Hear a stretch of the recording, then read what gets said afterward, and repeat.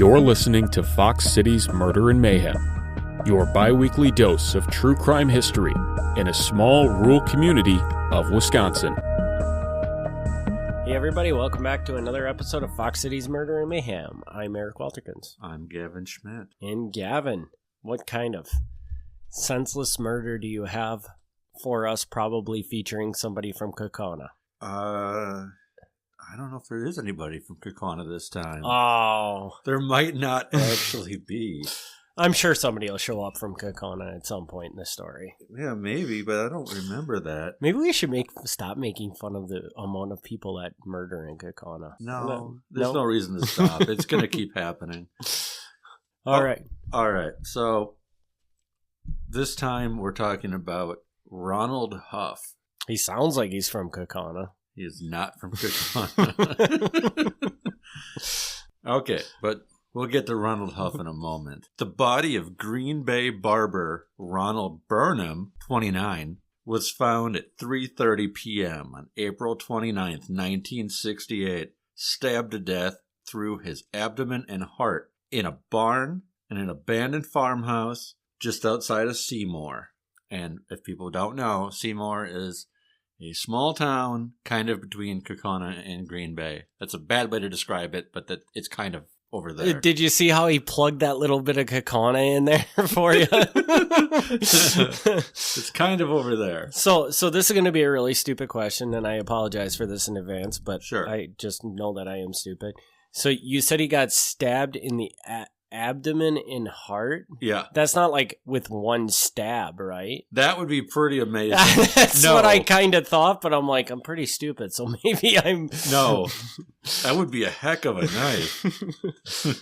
That was where my head was at, and I just wanted to clarify. Now, you could stab somebody in the abdomen and keep going until you hit the their heart. But it would be one really long blade, right? Yeah, you'd really have to go for it. His wrists and ankles were bound in twine, and the corpse had been decomposing for about a week. Two men from the local flour mill in Seymour stored grain in the abandoned barn. So when they came in to get some grain, they found this decomposing man with his wrists tied and his stomach stabbed. So that wasn't fun. And I apologize. Did you say when this was?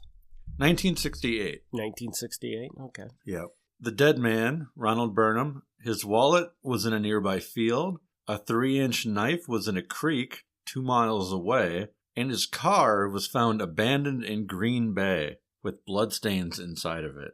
Wow. So this is a pretty motivated killing. Yes. It took just over 9 hours. And cooperation between the Seymour police and the Brown County police, they were able to identify the victim, they determined the likely killers, and after they identified the killer, they got a positive confirmation from his sister. So 9 hours from not even knowing this guy was dead to figuring out who it was and who did it. So that is some impressive police work there. Yeah. Not really what we're used to hearing on this story. No. Show. So, one day after the body was found, police arrested 3 suspects in Green Bay. Ronald Huff, the focus of this story, who was 19 at the time. He had been released earlier that year from the state reformatory. Also arrested with him was 17-year-old David Murrow, and Huff's younger brother Myron, who was found sleeping in a car a block from his home with some other kids who were also asleep. Ronald was charged with first-degree murder, and the other 2 were charged with aiding and abetting.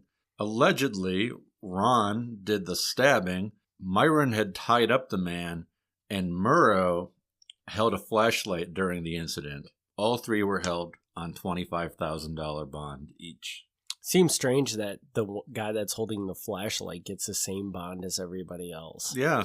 But I guess he's still taking part. Yeah, he's still playing a critical role in a murder, so... There was only 1 month between the arrest and the trial. What further investigation was done, I don't know. But for one reason or another, the heat on the boys quickly decreased. On June 7th, the district attorney reduced the charges to second-degree murder and aiding and abetting a second-degree murder. He told the media, if any of these 3 boys were convicted of first-degree murder, it would be a miscarriage of justice. With the charges reduced, all of them switched their plea to guilty. The district attorney said, "I am absolutely convinced that Ron Huff is far and away the worst offender of the three, the ringleader and the dominant personality." The evidence suggested that Huff was alone with Burnham for 10 minutes before violence broke out. And first it was with fists before the knife. This suggested to the district attorney that there was no plan or premeditation for murder. Ron Huff said that he was only going to beat up Burnham, but he changed his mind after Burnham called him a punk. He then became enraged and started to stab him. Burnham offered him $7,000 to stop killing him, but the killing continued. The district attorney said, "My job is to see that justice is done, not just get convictions." And actually, he kind of did both in this case, because they did plead guilty, so they were convicted. In his client's defense, the defense attorney said that the victim had made unwanted sexual advances toward the young men while the four were in a car together. Burnham was, quote, "obviously suffering from homosexuality and sex deviations. Huff was, quote, easily angered and, quote, loses his limits of control. The problem was, quote, the wrong victim meeting the wrong defendant because one was, quote, a man bent on deviation and a man easily angered and not interested in deviation." Is there, other than this testimony that this guy is saying that this is what happened, is there any evidence to suggest that? No, in this story? And thank you for saying that, because that's where I'm going to go. Okay. And I just wanted to say, like, the reason I expressly said that I'm quoting there, like, sometimes when I quote, I don't say quote. I expressly said it because I don't want anybody thinking that I'm saying this guy is a sex deviant. That's the words they were using. Mm-hmm. So, all right. I do have some questions about how this case was handled. First of all, the press. I thought the media was very strange how they handled it. Normally, in the press, victims are kind of treated in a very positive light.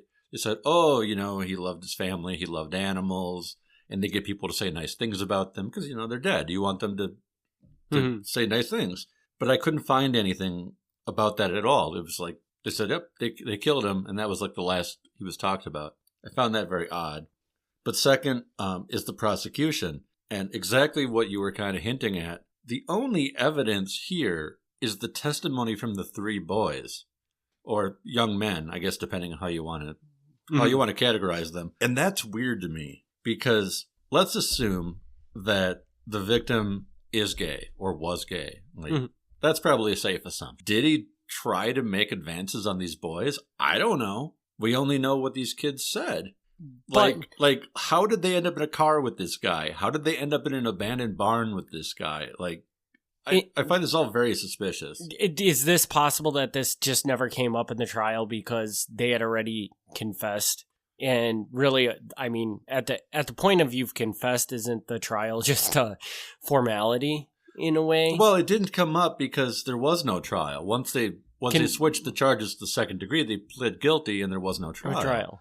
But it strikes me as odd that they reduced from first degree to second degree based on basically just what the boys are saying. They're like, oh, he was just going to beat him up and it turned into a murder. How do you know that? How do you know they were not going there to kill him? How do you know this? Like, you only know what they told you happened. And I'm assuming you said this murder actually happened in Green Bay? The murder happened in Seymour. Okay, so it did happen in Seymour. I thought you said that his car was found in Green Bay. Was found in Green Bay. With blood in it. Yes, because they took the car after the fact. They drove the man's car from Seymour and dumped it in Green Bay. Gotcha. Okay. Yeah. Okay. So was the guy actually from Seymour then? He was... Well, he worked in Green Bay. Okay. They did have a connection to Seymour. Everybody there knew Seymour. And this dumping place of the body, well, how does this play into it? This was just some random place the kids found to dump the body? They knew the area well enough to know that nobody lived in the farmhouse. Yeah. Okay. Like I said, I'm very suspicious of this, and I'm strongly tempted. I haven't done it yet, but I'm strongly tempted to actually request the police report on this, just because I read this, and maybe this is wrong. Maybe this is me reading it 50 years later, but I read it as these people killed a gay man. And the press is like, we're not touching that, because at this time, This guy's not going to get any sympathy for that. No. And then the same thing with the trial, where the trial was like, you still killed somebody. You're going to go to prison. But if we actually hold the trial and we have to put all this stuff out there, there's the chance that we could lose the case. I don't personally think that I find it hard to believe they're all in a car and this guy's like making sexual advances to 3 people at once in a car. Yeah. That's weird to me. But even just bringing up the fact that he was a gay man hanging out with young men, I think it might have been hard to get a conviction in the 60s. I think a jury might not have cared. They might have just said, "Oh no, that's okay." Yeah, they might have been like, "Oh, he was flirting with you. Yeah, go ahead, kill him." I mean, wow. Not to be. I'm sorry. I mean, not to be like cavalier about it, but I think with the right jury, you probably could have got away with that. Wow, that's crazy. Yeah. To think about. And so your theory on this is they just left all of that out of the case completely because they wanted the conviction, basically. This was a way to ensure that there was no, it was okay to kill this person. That's my theory. Now, I can't back that up 100%. Like I said, this is me reading into it years later, but that's the way I read it, is that the DA was like, if we charge them first-degree murder, we're going to have to go to trial. If we can just agree ahead of time that they'll plead guilty if we lessen the charges, we can just forget this ever happened. I could be very wrong, but that's kind of why I want to see the police report, because I'm curious to know what they did find. Mm-hmm.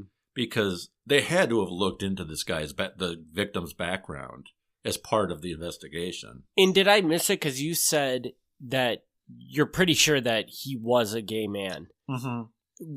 Was there something that I missed that indicated that? No. Other than just the fact that the kids said that he was making advances to him? There's nothing that says it one way or the other, but the fact that was their defense, and like his sister or other family members didn't come forward and be like, that's a bunch of crap. Mm-hmm. Because again, even today, even though we're pretty accepting of the gay community, mm-hmm.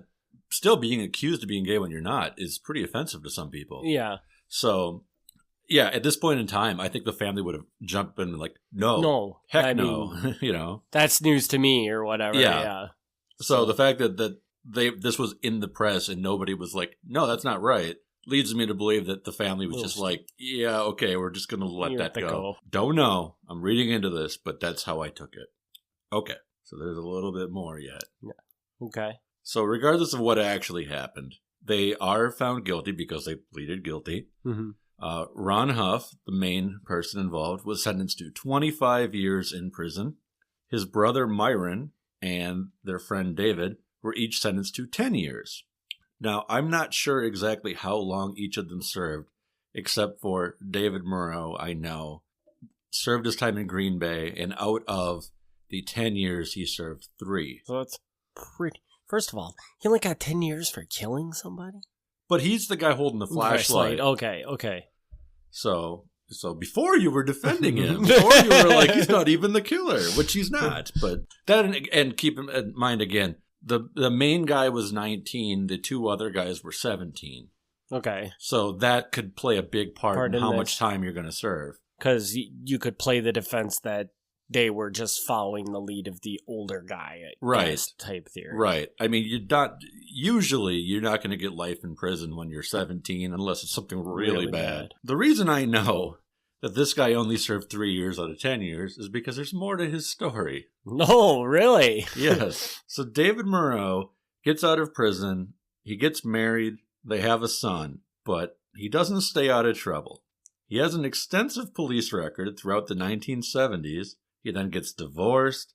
He's frequently unemployed. He finds it hard to hold a job. He ends up living with his mother in Green Bay. Now, a slight detour for a moment. June 1981. So we're going ahead in years a little bit here. Members of the Drifters Motorcycle Club broke the windows out of Kenneth Phillips' car, ransacked Phillips' home, and beat Phillips. In October 1981, Phillips, David Moreau, our guy here now, and Phillips' wife, Crystal, along with a man named Bob Wirtz, so, try to keep these names straight for a moment, They were all drinking at various bars and private houses all around the Green Bay area.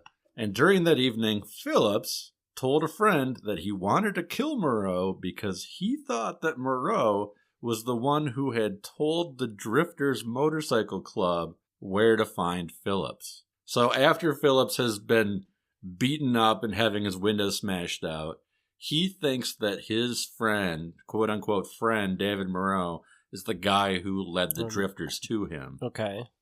They're all drinking together on October 16th. On October 21st, a couple days later, the body of David Moreau, now 30 years old, is found in a swamp in Howard, just outside of Green Bay, on a frontage road along Highway 41 by two hunters. He had 2 bullets in his head, and the police quickly determined that he had been in the swamp for a few days. The lack of blood at the scene suggested that he had been shot elsewhere and dumped in the marshland. Suicide was immediately ruled out because there was no gun near him. So somebody, if you're shot twice in the head, you usually didn't do it yourself. And it's got to be this Phillips guy, right? Maybe. Maybe. Oh. After the body's discovered, Phillips goes to the police. But the police don't want to talk to him because he's drunk. Phillips comes back to the police department the next day, and he tells the police that he had last seen Moreau at the bar on the day that he had disappeared. Phillips told police that he and Moreau had separated, and he did not know what happened to him after the bar. A couple days later, the police came back and talked to Phillips at his house, and Phillips said maybe the Drifters Motorcycle Club were involved in his murder. He's friends with the Drifters Motorcycle Club. They're bad guys. A few days after that, Phillips again goes to the police. He repeated that he had seen Moreau that night at the bar, and he said, I threw my arms around him because we were such close buddies. I wouldn't kill him. We're friends. So no, hold on. Is he going into the police department on his own volition and saying this stuff? Like the police aren't calling him in to question him. No. I mean, to me, that just sounds like he's admitting guilt. Yes, he repeatedly goes and talks to the police, but at no point was he a suspect. He was never arrested. He did not have his rights read to him.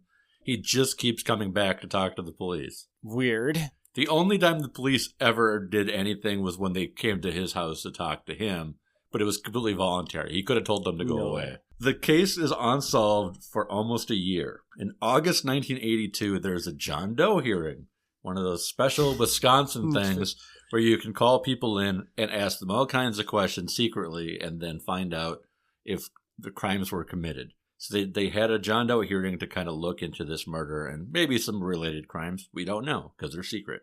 Mm-hmm. But they looked into it, and after the John Doe hearing was over, Phillips was arrested for aiding and abetting the murder, and Bob Wirtz, the other man who was at the bar that night, was arrested as the actual killer. They went to trial. The prosecution entered evidence that after the murder, Phillips bragged about his involvement in the murder. He also said that if his friends told authorities that he was involved in the murder, the same thing would happen to them. He admitted to his brother Ralph that he had been part of the murder, and then after he admitted to his brother Ralph, he went around town and started telling other people that Ralph was the murderer. Wow. Phillips is an interesting character here. I would say so. At trial, he testified in his own behalf. He denied that he was any part in it. He said that after they were at the bar that night, they were driving around, and it was Wirtz who got into a fist fight with David Moreau. Phillips said that Wirtz told him that he wanted to kill Moreau because Moreau had arranged to have Phillips beaten up by the members of the Drifters. So this time it's the same story, but instead of Phillips being mad about it, it's his friend being mad about it that he's sending the Drifters after them, which seems a little strange, but okay. Phillips said, I told Wirtz this isn't true. Moreau wouldn't have sent the Drifters after me. I don't think you should kill him. But Wirtz didn't listen, and he asked to borrow a gun from Phillips, which Phillips gave to him. Of course. And then Phillips, after realizing what the gun was for, tried to break up the fight, but it was too late. Wirtz then shot and killed Moreau while Phillips was nearby. He had to, the aiding and abetting part comes in where he had to then try to get rid of the body. Long story short, both of them go to prison. The Drifters Motorcycle Club may actually come up again. It won't come up again recently, like in the near future. but there's at least one other notorious murder they were involved in that was featured on America's Most Wanted. Wow. So if anybody wants to hear another Drifter story, there's at least one more. The other guy in our original murder, Myron Huff, seems to have gone on living a fairly normal life. He never learned to read or write. He moved to North Carolina, and he devoted his life to Jesus Christ and collecting vintage pornography magazines. How in God's name did you find that out? Like, is there a news article that follows up what happened to him and happens to mention that he collects vintage pornography? Yeah. But not the nasty stuff. The vintage, the classy ones. The tasteful stuff. Yeah. And the main killer, Ronald Huff, will return in our next episode. Ooh. All right. So that was a super, super setup for the part 2 of the episode. Part 2. I'm trying to think if I got any questions for that one. Covered that pretty well. Yeah, that was pretty smooth. So do you think Phillips was just crazy? Or was he just... I don't know if he was crazy. Other than this, I don't know his backstory well enough. Yep. So I don't know if he's crazy. I don't know if he's violent. Or if this was just a situation that got out of control. Out of hand. Yeah. And but the stuff he's saying when, some of the stuff he said, well, I told him not to kill him because he probably didn't report me or whatever, the drifters. But then I gave him a gun, because I didn't know he was going to kill him. Right. Come on, dude. You got to come up with something a little bit better than that. Yeah, it's really weird. So the guy gets killed, and then Phillips... I don't know if Phillips, maybe he's just a big drinker to begin with, but he's drunk when he goes to the police. So maybe he's feeling really guilty and he's been drinking. I don't know. Maybe he's just always drunk. So there's that. But yeah, then his cover story is weird. At first, he knows he's going to be a suspect. He knows that sooner or later someone's going to figure out they were all at the bar together.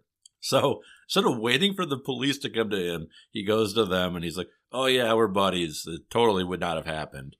And then at some point, I think he figures out that the bullets inside of the guy are going to match his gun.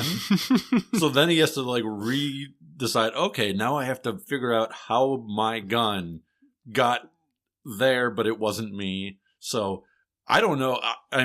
If this version of the story is true or if he was the shooter and this is all kind of made up, I don't know. Again, it's one of those things where the only two people who would tell you what happened are the two guys who were there. And they're both going to lie to try to cover their butts. It's an interesting story. And wow, it's just kind of a long stretch. These 3 people, we start out with 3 people, and it sounds like they're going to, well, except for the guy who, lived a pretty uneventful life. Yeah, Myron doesn't come back. But a nice little kind of story to follow over a couple episodes, which is kind of cool. Yeah, Myron, I don't know, speculating, but I get the impression that, he's the younger brother. He was probably just tagging along, and he's not a bad person. Mm-hmm. So, he served his time, and he's like, okay, I'm out of this. What was his role? He was the guy who tied up. He tied the ankles and wrists. Yeah, of the person. Which is not good, but if his older brother's telling him to do it, I get it. and he probably was tying up his wrists and ankles, not thinking that his brother was going to kill the guy. Right. Thinking that, we're going to scare him or whatever. Yeah. So, it was like a dumb childhood thing that just got the next person along the line took it way too far on him. Yeah. I'm willing to give him the benefit of the doubt on that. Cool. Well, I'm really excited to hear the second half of this. So the second part's way weirder than the first. Well, that's kind of scary, actually. but all right. Do you got anything else? No, not for now. I don't. All right. Just everybody should hold on for those 2 weeks because I guarantee you it's going to be worthwhile. This story. I will say this. We've kind of suggested this in the past, but the way that Fox City's Murder and Mayhem podcast works is I pick out a topic basically just off of a headline. Mm-hmm. And then I start researching it. So by the time I've committed to that's what's going to be the story, I don't know what the story is going to be. Yeah. I knew that the story was three young guys kill a Green Bay barber. That's what I knew what the story was. I didn't know about the follow-up murder, and I didn't know any of the stuff we're going to talk about next time. Like, so there's always some things that go in completely unexpected directions. That's part of what makes this podcast so fun. Yeah. Because it's like so many strange people out there. Yeah. And so much interconnection and all that stuff. So cool. All right. Well, then nobody from Kaukauna. Nobody from Kaukauna again. Don't worry. Next podcast or the episode after this episode, I'm sure we'll have somebody for you. Yeah. We'll bring it back. Yeah. So, all right, everybody, thanks for tuning into this episode. If you enjoy this podcast, please leave us a feedback on your favorite podcast player. And if you're not listening to Milwaukee Mafia, I don't know why you wouldn't be, but please do listen to Milwaukee Mafia. I heard it's good. Yeah. And I will see you in 2 weeks with another episode. Thanks, everyone. Thanks for tuning in to the Milwaukee Mafia podcast. Join us next week for another look back at Wisconsin Mafia and true crime history.